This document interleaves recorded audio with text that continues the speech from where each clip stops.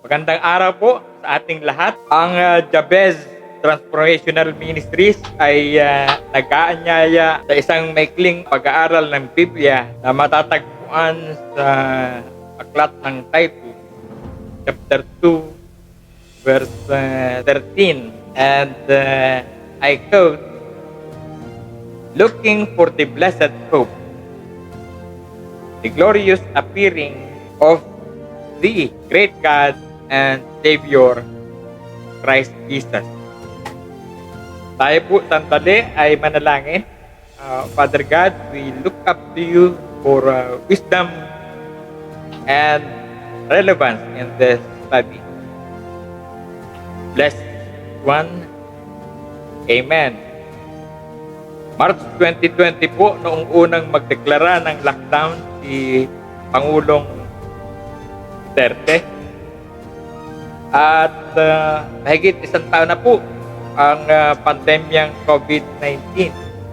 Sang-ayon sa huling update ay pang-pito ang Pilipinas sa mahigpit na tinamaan ng papaminsalang salot ng COVID-19.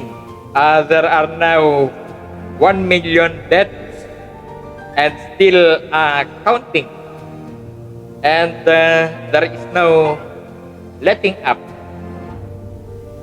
Ang India halimbawa ay hindi na makapagpalibing ng maayos sa dami ng kanilang mga patay araw-araw. At kanila na lamang sinusunog sa isang backyard. Ito po ay nakita natin doon sa post sa Google.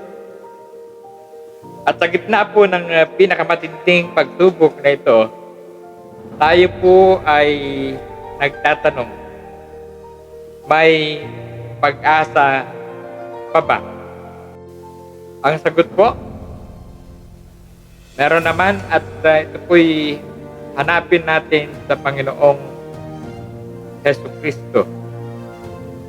First point in our discussion, the blessed hope is founded on the deity o katyusan ni Jesu Cristo.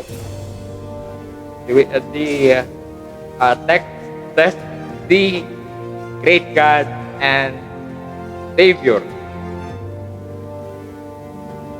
Dahil sa isang great God, o sabihin na po nating Almighty, all powerful God, the pang of death of COVID-19 is overcome. And the Apostle Paul wrote in 1 Corinthians 15 verses 55 to 56. Ang kanya pong tanong, "Oh death, where is your sting?" Ako po ay naniniwala, hindi po tayo mamamatay, kundi pa po natin oras para mamatay. Ang sabi po ng Salmo 139 verse 16, "All the days ordained for me were written in your book before one of them came to be." Wow! What a verse! What the truth o katotohanan kung ating mababasa dito. Ibig palang sabihin, ang buhay po ng tao bago pa siya likhain ay nakatala na, nakalista. Yung haba.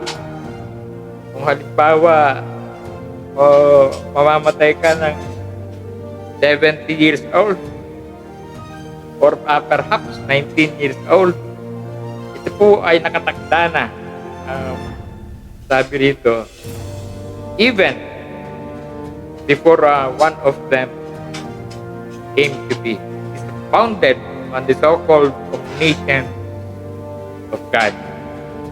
Sa madalit sabi po, ang buhay po ng tao ay katulad ng isang kandila. Yung haba ng kandila, base po yun sa tinatawag na candle power o candle hour. At ang kandila po ay, alam po natin, unti-unting nauupos. At tayo po bilang mga tao, habang tayo po ay nagliliwanag pa, huwag po tayong magsawa sa paggawa ng mabuti. Pangaral ang Ebanghelyo, sumamba sa makapangyarihang Diyos at maglingkod sa anumang kaparaanan. Kahit na nga po may pandemya. Mag-attend po tayo ng mga Zoom meeting o yung tinatawag na webinar at marami pang platform na maaari po natin gamitin upang isulong, ibahagi yung Ebanghelyo. Halimbawa yung mga chat group, let's make use of the full use ng ating internet. Secondly, the blessed hope is founded on the promise of God. Ito po ay nasasalig sa pangako ng Panginoong Diyos. And Second Chronicles 7:14 says, if my people which are called by my name shall humble themselves, seek my face, turn from their wicked ways, and pray, then I will hear from heaven and heal their land. In here, we have a simple sentence pattern. Ano po? Naalala po natin yung sentence pattern. Yung if, pagka merong if, merong then, pagka po natupad yung kondisyones ng if, phrase, at tiyak po, yung pangako ng Panginoon ay kanya pong pagkakaloob. Mga kapatid, ito po ang susi at lunas sa kapaminsalang talo ng COVID-19. Una, yung tunay at taos-pusong pagsisisi, repentance, and listening to preachers nowadays, I believe, come short of the true essence of repentance. One aspect of repentance is amiss. Ito po yung tinatawag na retribution. Para kung sinabi, nagkasala ka, you should be willing, be ready. Nagkasala ka, magdusa ka. A very good example would be, halimbawa, meron kang pagkakautang na 1,000 at hindi mo pabayaran, dapat kang humingi ng tawad, dapat kang magsisi. Hindi ka lamang hihingi ng tawad doon sa pinagkautangan. But rather, you're going to pay the full amount, genuine forgiveness, tunay at taos-pusong pagsisisi. Secondly, tunay at taos-pusong pagpapakababa, humility. And we are reminded of the Apostle Peter when he saw the glory of God. Siya po ay nagpatira pa, simbolo ng tunay na pagpapakababa. Sabi nga po, we must die to self and die to sin. Ibig po sabihin, the old sinful nature must be buried 6 feet below the ground. Ika nga, simbolo ng tunay na pagpapakababa. Pangatlo, tunay at taos-pusong paghahanap sa Panginoong Jesus na mayroong kagalakan. We must seek Jesus with gladness and joy. And lastly, pang-apat, tunay at taos-pusong pananalangin. Kung maari nga po, mayroong kasamang fasting.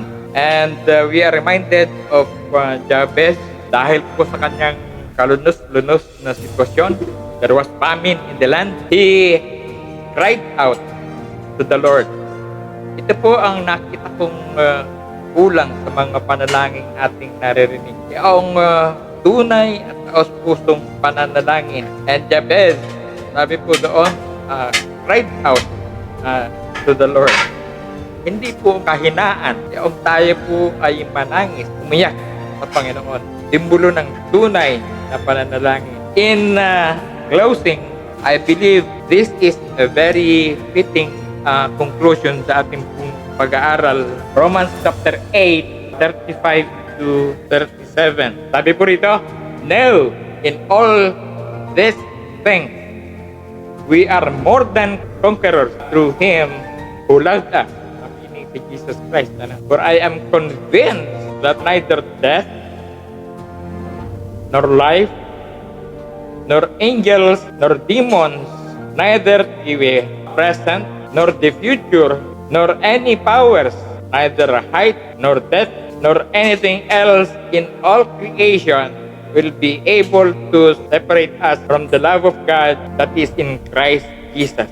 Meaning to say, no amount of COVID-19 o sabihin na nating cancer man yan, whatever diseases, wala pong makapaghihiwalay sa atin sa pag-ibig ng Diyos sa atin. By way of application, ano po yung pwede natin gawin habang pandemya pa? Tayo po ba ay nawawalan na ng pag-asa? Ano po kaya yung pwede nating gawin habang tayo po naghihintay? Habang hinahanap natin ang susi sa ating kalunos-lunos ng kalalagayan. Ako po, personally, involved ngayon sa gardening. Sabi po ng Biblia, whatever our hand finds to do it heartily unto the Lord. Huwag po tayong magsawa paggawa ng mabuti. Sabi natin kanina, mag-attend po tayo ng Zoom meeting. Mag-attend po tayo ng mga webinars. Ano man yung paglilingkod na pwedeng gawin. Let us make full use sa ating technology.